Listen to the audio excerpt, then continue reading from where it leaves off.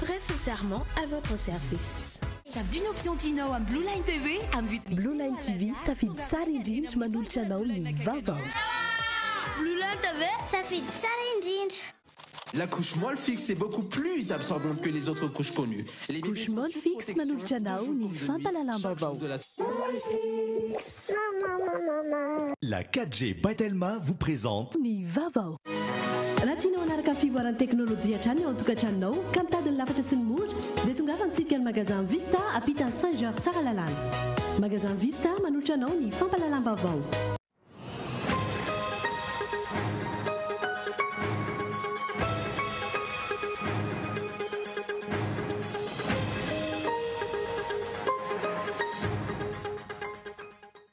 Nambaran'ny filohan'ny CENI androany maraina teny alarobia fa mila tondroin'ny gouvernemanta ny daty mazava anatontosana ny fifidianana filoham-pirenena amin'ny taona 2024 ialana amin'ny safotofoto vokatry ny tsy famoahana izany. Tsy mipetraka araka ny tokony ho izy ny fitsinjaram-pahefana eny anivon'ireo collectivité décentralisé eto amintsika.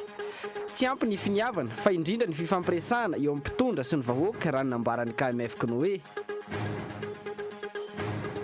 Vola mitetina 470 faingo 5 tapitrisa $, no natolotry ny FMI any Madagasikara amin'ny alalan'ilay FEC.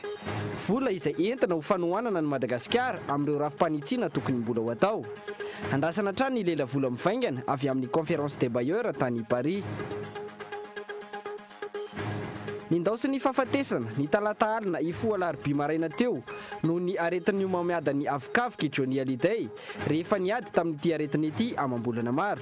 Mpanakanto izay malaza eran-tany teo amin'ny gadona rock and roll. Eo amin'ny maresaka iraisam-pirenena, manaiky ny Jérusalem ho renivohitra Israely Donald Trump izay nanao fanambarana tamin'ity andro an'ity. Fanapa-kevitra izay ahina hanamafy ny herisetra misy any an-toerana. Ary avy hatrany ary ny andindinina makasika ireo.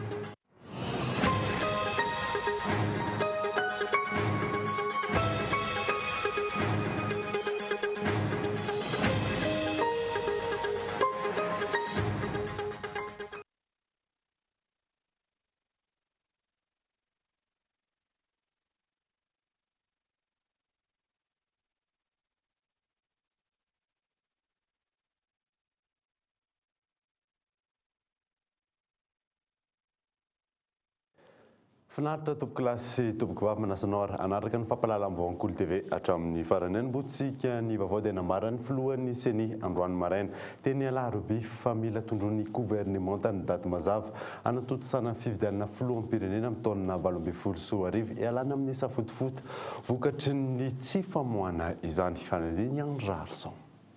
Centre influence CENI vao mera maleo tena misana fifidianana androany maraina nandroana mpanao gazety tao anatina fiaonana isam-bolana eo amin'ny CENI sy ny antoko politika ary ny fiarahamonim-pirenena nanambara fa mifanajana lalam-panorenana sy ny lalàna manan-kery no ialana amin'ny sozavorovory mialoha ny fifidianana filoham-pirenena izao. Dia izao ny zavatra teneniko anareo ny fanajana ny lalam-panorenana sy ny lalàna manan-kery ihany no elantsika ao anatin'izay mety hoe savorovory isatokony mitranga eto amin'ny tany sy ny firenentsika. Ny CENI zany dia zay le hoe anaja n'le lalàna zay mihitsy anaja n'le lalam-panorenana ka na inona zavatra horesahana ka tsy mifanahaka amin'ny zavatra lazain'ny lalàna tsy mifanahaka amin'ny lavatra lazain'ny lalam-panorenana dia tsy anaraka an'izay zavatra zay mihitsy ny CENI zany. Zay zany le zavatra tena mazava. Zay zavatra voasoratra ihany zay no tanterahantsika ary zay zavatra rehetrarehetra voasoratra dia tanterahantsika zay le izy dia amin'izay fotoana izay tsika mandeha any amin'ny lalana tokony andehanantsika zany. Mametra-panontaniana ihany koa ny filohan'ny CENI amin'ny tsy mbola androan'ny gouvernemanta ny daty mazava anatotosana ny fifidianana filoham-pirenena amin'ny taona 2024 io. Le fifidianana ngefa mazava fa tsy maintsy hitranga eo anelanelany fa 5 novambra sy ny 5 desambra 7 sy 9 sy 2 ka maninona tsy tononona le daty hoe aiza amin'ny fepitoana io a le daty anaovana an'le izy zay fotsiny anke fa lasa polémika le zavatra polémika zay tsy mitondra atsika mandeha makaiza ary lasa mifampiahiatsika mianakavy zany eo anatin'le zavatra madio zavatra mangarahara mazava le zavatra io de tononona fotsiny le daty hoe ato nanaovana anazy mifanahaka amin'ny lalam-panorenana de mibanjina am'izay rehetra mibanjina am'izay daholo tsika mianakavy zay le zavatra tiana ioresana zany fa tsy hoe mila kisy zay na hoe mila adievitra zay sy ny zavatra ohatran'izay fa ny mangarahara ihany ny voatsika atao anatin'ny zao olana isan'ny tompony a tsy mifilohan'ny senireriany no nitakiny amoan gouvernement tandaty mazava natanterana fifidiana filoham-pirenena ho avy io fa teo dia teo ny fiangonana ny toko politika fiarahamonim-pirenena ny manam-pahaizana sy ny maro samihafa saingy uniany gouvernement da tsy mbola ambary io hatramin'izao ihany koa mbola tsy tonga ny anivon'ny birao maritry teny mira rotota ireo volavolalandalàna ifeny fifidianana efa nandalo fakatoavana teny anivon'ny filakevitry ny gouvernement sy ny ministra tsy mipetraka araky ny tokony ho izy ny fitsinjaram-pahefana eny anivon'ny collectivité décentralisée eto amintsika tsy ampy ny finiavana fa indrindra ny fifampiresana eo amin'ny mpitondra sy ny vahoaka raha nambarany KMF Knoe Michel Aranarjon. Tsy ampy ny finiavana mpitondra fanjakana ametraka araky ny tokony ho izy ny fitsinjaram-pahefana tena izy amin'ny ankapobeny tsy ampy ny fiainon'ny mpitondra ny entina na ny vahoaka raha nambarany Front National ny KMF Knoe. Inona ny tokony tsara ho fatana ao anatin'ilay fitsinjaram-pahefana alaim-panahy ny olona hevitra fa zavatra sarotra be ny fitsinjaram-pahefana tsy ny fitsinjaram-pahefana amin'ny fitsinjaram-pahefana azy ny sarotra fa ny finiavana hiatrika an'io fitsinjaram-pahefana io ny fampandraisana andraikitra ny olona ny tamberina andraikitra atao any amin'ny olona ny fampahombiazana ny hetsika atao ny hetsika dia tokony tsy ho atao rehefa tsy ilain'ny olona satria misy zavatra ohatra fotsiny raha manao tantara tsotsotra hoe manao fotodrafitrasa tsika nefa fotodrafitrasa tsy ilain'ny olona indraindray fandraisana andraikitra eny anivon'ny fiarahamonina mazava be fa inona ny tsy ampy ny serasera eo amin'ny entina sy ny mpitondra ny gouvernant et gouverné. Ho an'ireo ben'ny tanàna nanaovana fanadihadiana olana maromaro no mipetraka eo amin'izay fitsinjaram-pahefana izay indrindra eo amin'ny resaka fampandehanan-draharaha eo amin'ny mpanatanteraka sy ny mpanapa-kevitra. Ankapobeny ny mety hoe olana dia tsy dia mifanome tsara fotsiny ny mitady mikanga zany amin'ny fampandehanan-draharaha satria raha mijery amin'ny samy mpitondra dia misy ny somary voaresaka atao anaty fivoriana moa zany hoe na dia samy mpitondra ao ny mpanatanteraka ao ny mpanapa-kevitra misy fomba fijery tsy mitovy ao satria voaresaka atao le hoe samy nanana ny couleur politikany dia na ao anatin'ny asa tokony samy servir amin'ny vahoaka aza lasa ohatrany somary misy fandipandrika dia na le fampandrosoana tena hipetraka aza sy tena hoentina lasa tsy tena lavorary miantefany amin'ny vahoaka satria lasa ohatrany misy calcul politika eo amin'ny mpanatanteraka sy ny mpanapa-kevitra zay ny fahitako azy hoe mety tsy mahalavorary tsara no tena fitsinjaram-pahefana. Nitotsaina Androany teny Tsiadana ny atrikasa izay mirona makany amin'ny fampandraisana anjaran'ny fiarahamonina niarahana tamin'ny KMF Knoe izay natrehana commune 10. Vola mitetina 4.750 tapitrisa dolara natolotry ny FMI any Madagasikara amin'ny alalan'ilay FEC. Vola izay entina fanohanana ny Madagasikara amin'ireo rafim-panitsiana tokony mbola atao. Andrasana hatrany lela vola mivaingana avy amin'ny conférence des bailleurs tany Barifara teo fanadiny Mioramanitra. Amin'ny fotoana amoahana ilay vola faharoa amin'ilay FEC ao Madagasikara ny FMI na ny tahirim-bola iraisam-pirenena amin'izao fotoana izao. Raha nitatitra avy amin'ny FMI efa nisy ny ezaka saingy tsy mbola ampy mihitsy entina manamary toerana ny lafiny ara-toe-karena. Vola mitetina 4.750 tapitrisa dolara no natolotry ny tahirim-bola iraisam-pirenena any Madagasikara amin'ny alalan'ilay facilité élargie de crédit na FEC, ny fanatsarana lafiny sosialy sy ny fahamarina toerana ara-toe-karena ao anatin'ny teti-bolam-panjakana 2024 no isan'ny ampiasana io vola famatsiana io. Io zany tena zava-dehibe raha ao anatin'ny fandaran'asa miaraka amin'ny ao amin'ny facilité élargie de crédit dia zavatra azo marina moa zany dia natao zay nampidirana ny vola ao anatin'ny telo-bolam-panjakana io zany nampitomboana fampidiram-bola satria fampidiram-bola no mamelona ny telo-bolam-panjakana io. Dia raha fandaniana indray moa zany mijerena dia ny zana zany no nanatsarana ny rafitra ny vola fandaniana mba hiompana kokoa zany amin'ny sosialim-bahoaka ny fandaniana atao ary hiompana ihany koa zany amin'ny fotodrafitrasa satria ny fotodrafitrasa sy ny anamokarana meditsika zany manohana ny ezaka ilaina amin'ny fisondrotany akarena fobe.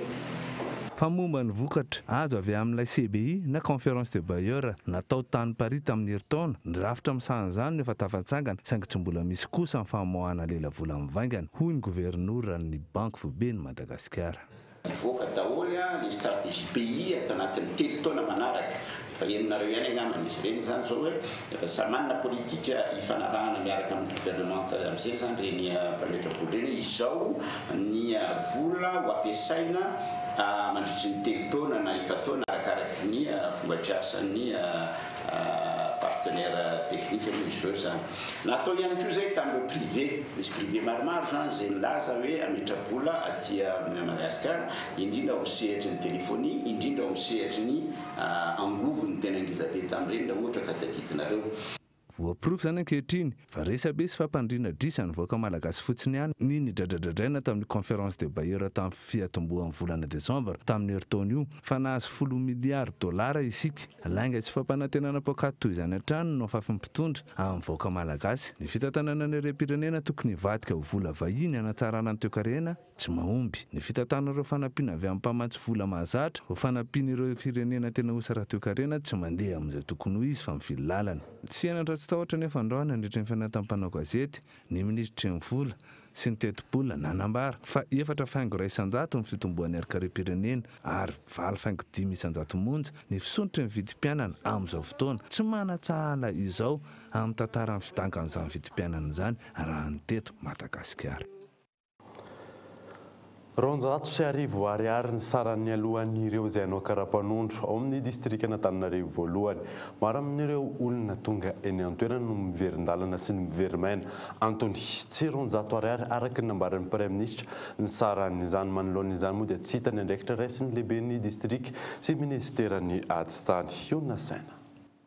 Zao zany le izy tonga dia itsiko eto ny droit-ny karapanondro mbola tsy niova fa dia 1000 francs iny ihany iny zany ny droit ka io zany ezaka zay arahantsika manao maheno ny tenako ary miara maheno atsika indraindray fa misy manao tany lavitra andrina ny tompona andraiky sasatsasany any amin'ny toerana rehetrarehetra any ka ny olona efa mizaka ny tseranaina kanefa amidy lafo ny karapanondro. Avoeniny amin'ny nambaran'ny Prime Ministre izay sady ministry ny ady tany ny saran'ny fanaovana karapanondro ao amin'ny distrika Antananarivo voalohany. Ronjato sy arivo ariary no alohan'ireo izay hanao karapanondro ao amin'ity distrika ity raha toka ronjato ariary ny saran'izany araka ny didina voakan'ny ministeran'ny ady tany. Mitaraina noho izany ireo izay mila raharaha ao amin'ity distrika Antananarivo voalohany ity. Ronjato ariary ny redevance ny karapanondro. Sanky kosa aty ambadika dia misy ny arivo ariary. Le arivo ariary zany salane droit de plastification. Kanefa le ronjato ariary zany dia hatramin'ny plastifie zany hoe karapanondro plastifie vokan'ny ronjato ariary fa tsy hoe ronjato ariary vidiny imprimé 5000 francs plastification. Raha ny fanadidinana tao manodidina ny 90 eo isan'andro ny tonga manao karapanondro eto amin'ity distrika ity. Raha atao ny kajy tsotsotra ronjato sy arivo ariary ampitomboana 90 manome 2,7 ariary isan'andro. Izay ny vola miditra avy amin'ny karapanondro ka ny 2,1 alina amin'io ihany no redevance na tamberim-bidy arotsaka ny amin'ny tahirim-bola-panjakana. Makaiza ny 9 ariary isan'andro. Ny vadika ho numerika ny karapanondro ka zay ny antony nampiakarana ny sarany raha ny fanadidinana tao hatrany. Karapanondro numerika izay mbola tsy misy eto Madagasikara. Raha ny eto an-drenivohitra aza toy izao ny zava-misy. Manao hoana ny any amin'ireo tontolo ambanivohitra toy ny any Antanambaobera Odaka, Marokarima sy ireo tany lavitra andrina rehetra. Manoloana ity tranga ity mametra-panontaniana ny mpanara-baovao. Aiza ireo tompon'andraikitra isan-tsokajiny? ny fanginan'izy ireo manoloana ny tranga toy izao izay adika ny mpanara-baovao ho firaisana tsy kombakomba.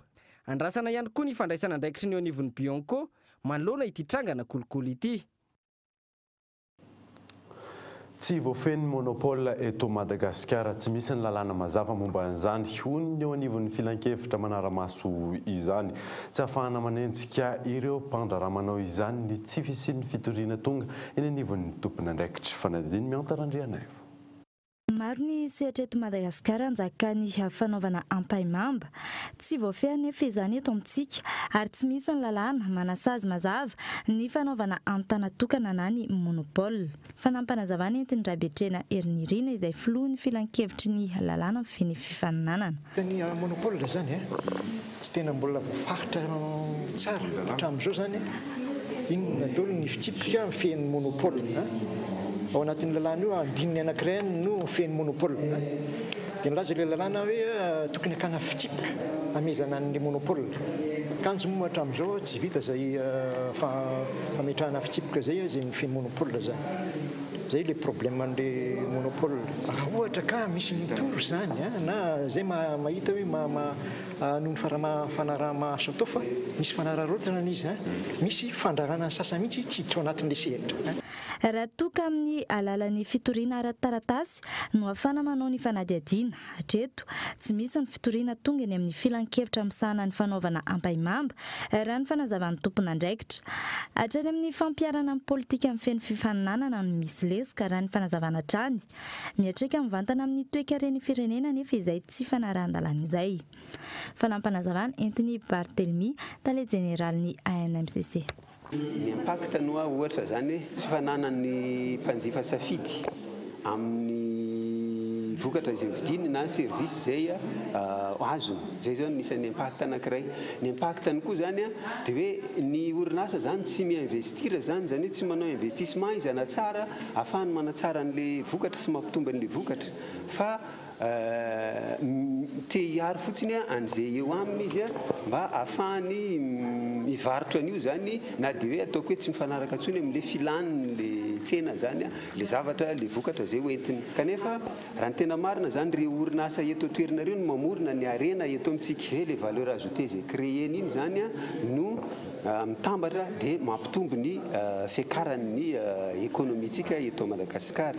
Fanamafisana ireo lalàna feny fanaovana antanatokana sy ny fanaovana ampaimamba, ny fampiaran'izany ary ny fahatongavan'ny fitoriana avy amin'ireo mpiantsehatra samihafa no isan'ny vahaolana araka ny vohitra androany nandritra ny fankalazana ny andro ny fifaninanana. Tsy mampita ny fahaiza-manao amin'ny tanora ankehitriny ireo mpahay asa tanana. Io no isan'ny olana goavana amin'ny fampivoarana ny asa tanana malagasy. Maro anefa ireo tanora tsy anasa no mila izay fampiofanana mahakasika ny asa tanana izay. Mioramanitra. Manao saloboko moa ireo mpahay asa tanana malagasy. Antony, vitsy ireo mpahay izany no manaparitaka amin'ny fahaizany amin'ny mampanalalany amin'ny tanora ankehitriny. Manampitrotraka eo ihany koa ny fiheverana fanatokana an'ireo olona tsy navita fianarana ny fanaovana asa tanana. Ankoatr'izay, tsy marisika amin'ny tiseritsy ihany koa ireo tanora malagasy. Ilaina nefa fampitana ny fahaiza-manao mba hamelony masina asa tanana malagasy sy hampiroboroboana izany. Tsika eto toerana izay manana fahalalam-manao, fahaiza-manao dia miolokolona samy rery ary matetika ty teny amafisiko ty fa ny akamaroan'ny mpanao asa tanana dia tsy manaparitaka amin'ny fahaiza-manaoany makany amin'ny hafa fa mitahiry zany ho azy fa minoteny zany ny fahafantarako azy satria rehefa tapitra zany le parcours-ny dia izy any andimby azy noho izany mila mpandimby mila relève zany ny mpanao asa tanana. Ankehitriny, maro ireo tanora manam-pahaizana no tsy anasa, isan'ny sehatra mbola ahatrandrahana tsara ny asa tanana eto amintsika. Isy ny hetsika ara-javakanto sy asa tanana malagasy izay karakaraina antenimera asa tanana eto Antananarivo amin'ity volana desambra ity. Antenainana sy ny fampitana fahaiza-manao amin'ny tanora malagasy mandritra io hetsika ao ataony antenimera asa tanana eto Antananarivo io. Manoloana ny fanambarany fikambanan'ny mpitondra taxi mivondrona ao anatin'ny FTAR ny hanao fitokonana rampitso alakamisy etsy anoloan'ny lapan'ny tanàna Analakely dia nanambara ny filohan'ny vondrona taxi matianina fa fanakorontanana ny firenena sy ny malagasy ao anatin'ny andro fety izany. Fanampanazavana. tena iverinay mihitsy fa dia fanakorontanana ny vahoaka sy ny firenena zany ka eto dia mitaona sady nireo taxi namana rehetra fotoana zao zalahy raha tsika malala koa fa ao anatin'izao mba farany taona zao milolo kely ny farany taona tahaka zao mba fotoana mba anararotatsika mba hiasana am'izao koa mba mandeha sady mba misy ny karama fantatratsika rehetra zany nahoana dia ho rebaiben'ny olona am'izany atao hoe andeha hitokona izany zay fitokonana tsy mitondra fampivoarana tsy mitokona tsy mitondra fampandrosoana fa andeha hiasika ary andeha ho toeritsika amin'ny asa zay ataotsika zany fitokonana zany dia hiariary ho hitan'ny havany eo zay manana an'izany hevitra tsy mampandroso ny firenena zany fotoana hiasany zao ary fotoana tsy tokony ho anelingelenana ny fifamovisana zay efa tena miraikitra ao anatin'ny fitohanana. Fotoana ny dokavarotra indray sika izao aorianan'izay no anarahantsika ny misimisy kokoa ny fahafatesany Johnny Hallyday ilay kalazalahy amin'ny rock and roll eo koa ny vokatry ny UEFA Champions League any Européenne taranja baolina kitra andray vahiny ihany koa isika izay avao amin'ny Infinity Group rehefa avy eo ary.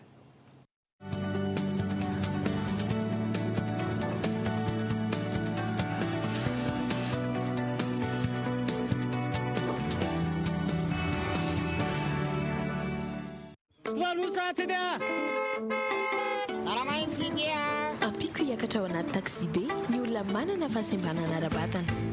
Ho antsika sofera tena leo mba omena toerana voatokana foana ny mpivoaka sy nitsoky olona rehefa na taxi be. Miala nosy aleo miteny foana isaky ny ary mba ho fanampiana ny jambo. Manaja tompoko mba raisokely ty olona manana fahasembanana ra-tsainy ty sofera aloha fa sahirana izy ary. Ndao ifanampy ndao ifanohana satria olona aloha vao manana fahasembanana.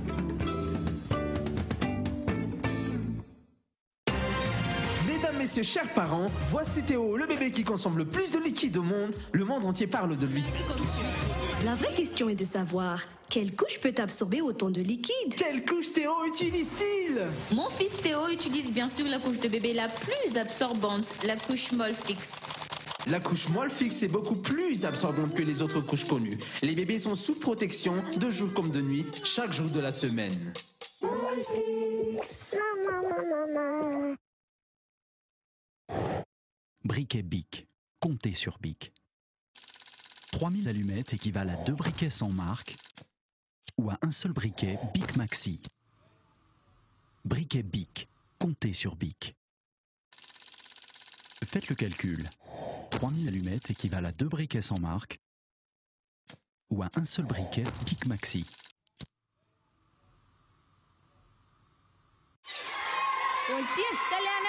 Mr. Sani même là befana. Nena tunami. Mana ya? Mana daga tele na fela champa son tesi. Oh, nena certo como terapeuta. Tala kun terfut. Teteli champi. Blue Line TV taolene san tele anaro chane. Miaraka bouquet magique au Blue Line TV. Msafdiana option anakru etinao, documentaire, telenovelas, film, dessin animé, la sport, un vide telo à la rage. Blue Line TV, ça fait challenge.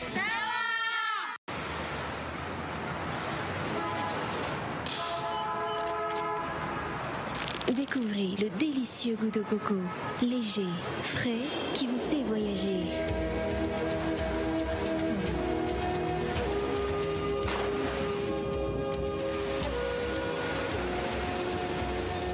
Bounty barre chocolatée, noix de coco, chocolat. Bounty, un goût de paradis. La vache qui rit. Elle est si délicieuse et gourmande, pour le plaisir de toute la famille. Elle contient du calcium et des vitamines pour apporter de l'énergie aux petits et aux grands. La vache qui rit, pour des journées pleines de vie.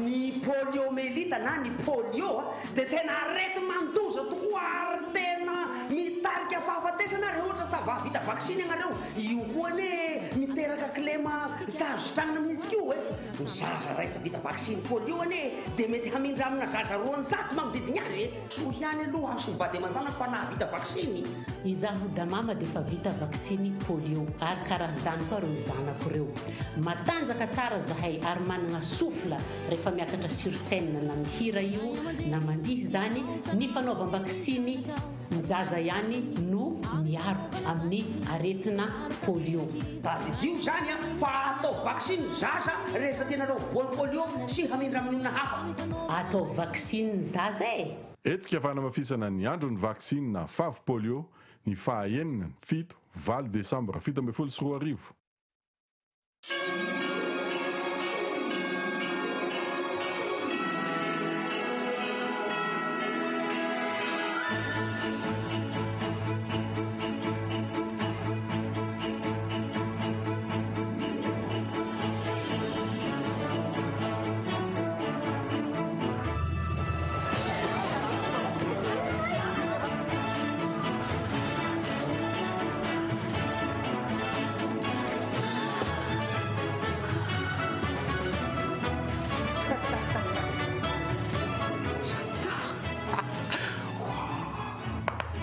Passez un Noël magique avec Telma. Avec Telma Titan pour seulement 299 milliards. Tachi Plus et son Vibe pour 119 milliards. Telma Legend pour seulement 34 milliards. Rendez-vous en Telma Shop. Telma, numéro 1 des vrais cadeaux.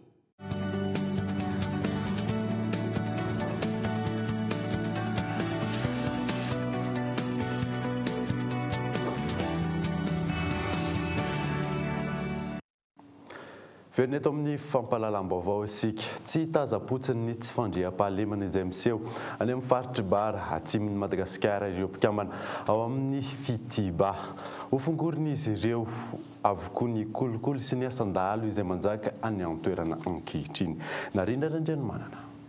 Tsy fandriam-pahalemana any amin'ny faritra bara atsimon'ny Madagasikara efa isan'andro ny fanakanandalana, fanafiana sy ireo asan-dahalo any amin'ny faritra iny. Vonina hiditra an-tsehatra mongotra izany ny Fitiba raha ny voalazan'ireo mpikambana manoloana ny tsy fandraisana andraikitry ny mpitondra sy ireo tompon'andraikitra any toerana. Dingana maro no diavin'izy ireo anatin'izany raha ny fanazavana. Dinana ny fotony satria ampy izay ihany génération roviana vao isijery io faritra amin'ny bara io. Nefa ny io anisan'ny moteur ampandroso Madagasikara rehefa tonga ny fotoana miombo zany izay ny tompony ny arena ambany tany karaza eo aminay tsy tenany afa-tsy hoe ilaka kisakaraza nefa makaiza mba voajery ve le faritra misy anay izay indrindra mahatonga anay mijoro miaraka amin'izao ray aman-dreny sy ny tanora rehetra dinany daholo be fa tsy tokony atao dinany tambanivohitra efa problème tompoko tokony mitambatsa daholo agnatin'ny district dina ray amantolo fa tsy hoe amenao an'le tambanivohitra le dina nefa nao aty manao kasipara zavatsafa dia mikorotana le dina aleo dina hitambarana ao daholo ny gendarme ao daholo ny tribunaly ao ny tambanivohitra. Ny kolikoly no manjaka any amin'ny faritra atsimon'ny nosy izay mampirongatra ny tsy fandriam-pahalemana ny toerana raha ny fanazavan'ny mpikambana ao amin'ny fikambanany Terakbara. Tsy voaresaky foana corruption io rehefa miresaky dahalo, miresaky malazo, miresaky kotro. Mahatonga n'olona mifanafoka. Ny corrompi tsy tian'le tany milamy fa ampediny le olo. Zany tokony azontsika namaka mpanao gazety daholo. Raha vao tsy mijano misy maniraky dia misy mampanafoka dia mampiady le olona. Igny tian'olona corrompu le izy miady iny. Sirika misy atsika bara io.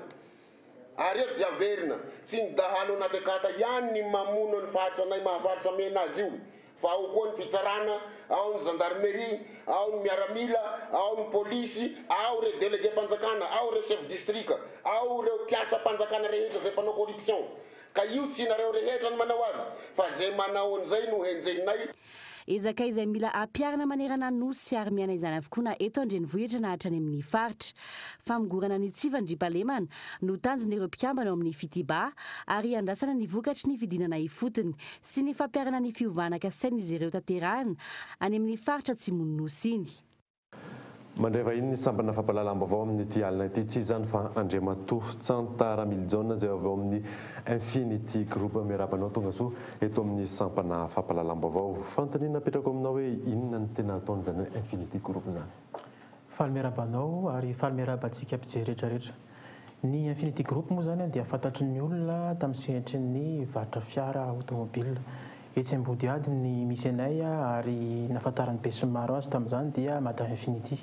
Ankehitriny moa zany dia efa mivelatra amin'ny sehatra maro ny orinasa ary anisan'izany ny fikarakarana hetsika ohatsika hoe organisation événementielle. Mikarakara hetsikinareo inona zany ny hetsika mety hoe karakarainareo?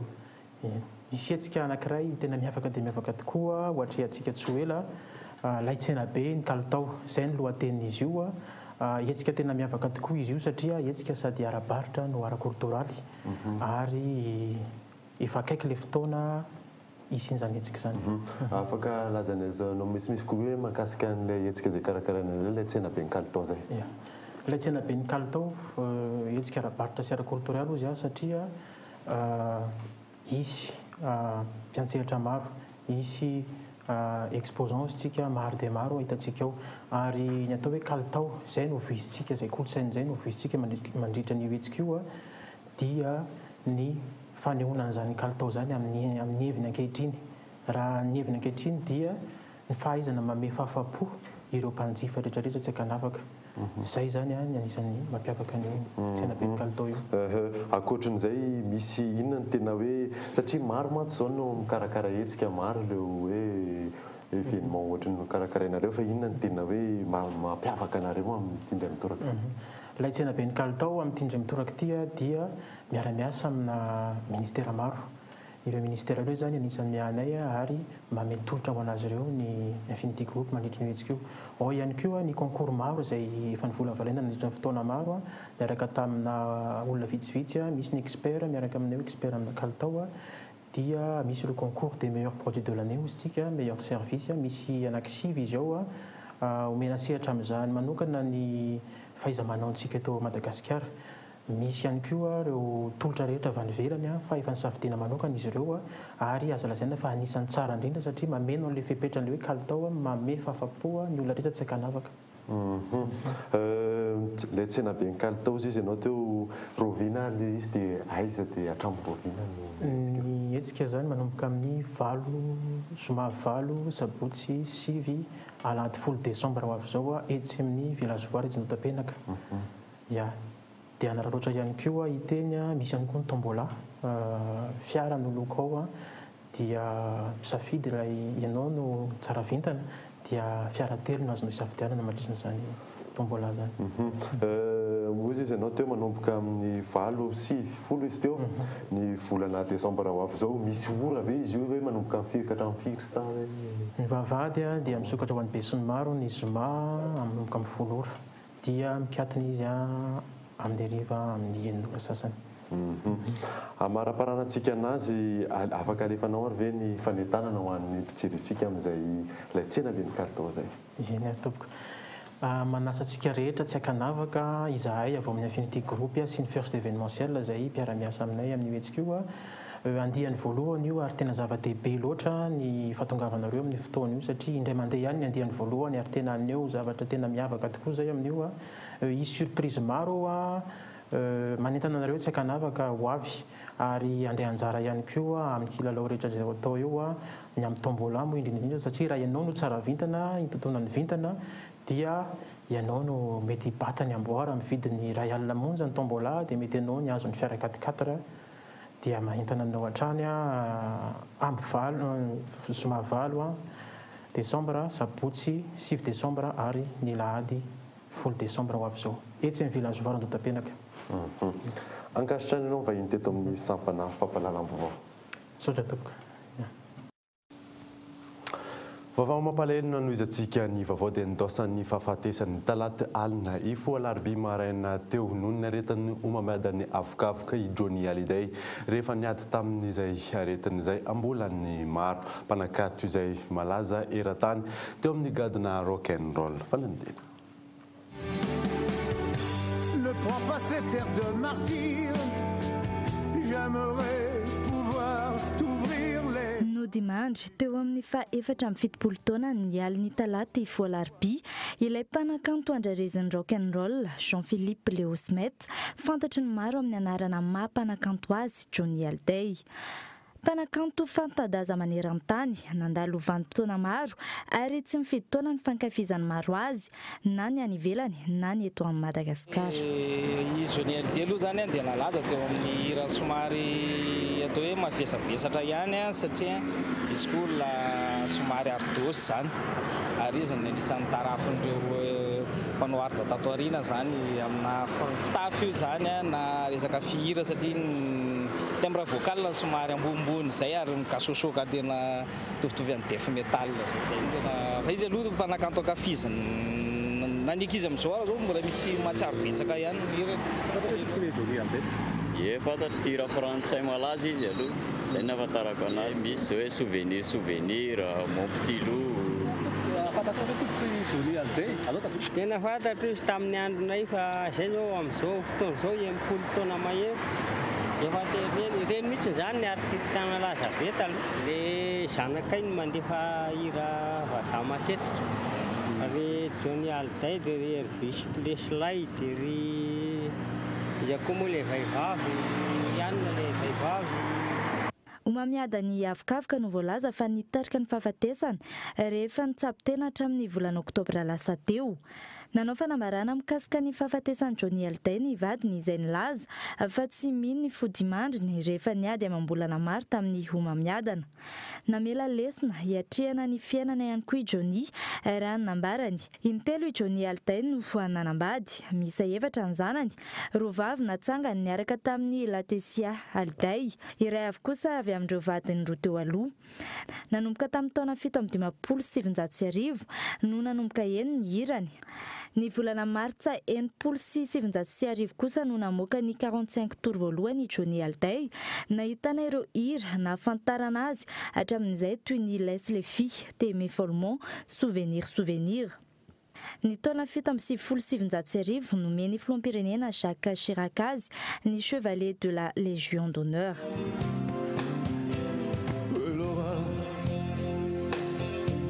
Le temps passé me remplit de toi. Je n'avais besoin de personne et tant de place pour toi. Oh, Laura, petit rien du tout, mais tant pour moi. Tous ces conseils qu'on donne, tu ne les entendras. Maresaka iraisam-pirenena kosa indray dia manaiky any Jérusalem ho renivohitra Israel i Donald Trump izay nanao fanambarana androany fanapa-kevitra izay na anamafy ny herisetra misy any amin'ny toerana fanadininy amin'ny sany France 24.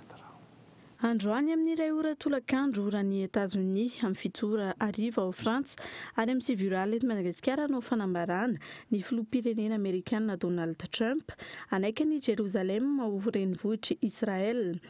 Ahina anamafy ny herisetra sy ny fifandonana izay misy eo amin'ny Palestina sy Israel ity fanambarana ity raha ny fanazavana. Ho an'ny mpitantana palestiniana, fiantsinady ny filazana ny Jérusalem izay efa nizanahany Israel tamin'ny taona 1770 ho renivohitra. Ankilan'ny filoha Amerikanina manomana ny famindrana ny masovo Amerikanina ho Tel Aviv ho an'ny Jérusalem. Tsy mbola misy fotoana mazava kosa voatondro ho amin'izany, dingana maro maharitra mataonany kosa ny fanatanterahana izany. Ankoatr'izay, vonina amin'ny fampandriana tany sy ny fametrahana ny filaminana ny filoha Amerikanina raha ny fanazavan'ny tompon'andraikitra avy ao amin'ny Maison Blanche. Alohan'ny sarana davena aminao ireo vaovao songadina tamin'ity alina ity. Nambaran'ny filohan'ny seny androany maraina teny alarobia fa mila tondron'ny gouvernemanta ny daty mazava anatotosana ny fividianana filoham-pirenena amin'ny taona 2024 ialana amin'ny safotofoto vokatry ny tsy famoahana izany. Vola mitetina 450 tapitrisa dolara natolotry ny FMI any Madagasikara amin'ny alalan'ny FEC. Vola izay entina ho fanohanana ny Madagasikara amin'ireo rafim-panitsinina tokony mbola atao. ary farany moa dia andosiny ny fahafatesana ny talata alina ifoa alarobia maraina teo noho ny aretina no mamiadan'ny avokafika Johnny Hallyday rehefa niady tamin'izay aretina izay ambolana maro mpanakanto moa izay malaza maneran-tany teo amin'ny gadona rock and roll. Ty izay mamanana vaovao tamin'ity alina ity ankatrany ianao nanaraka izany soava tsara daholo tompoko.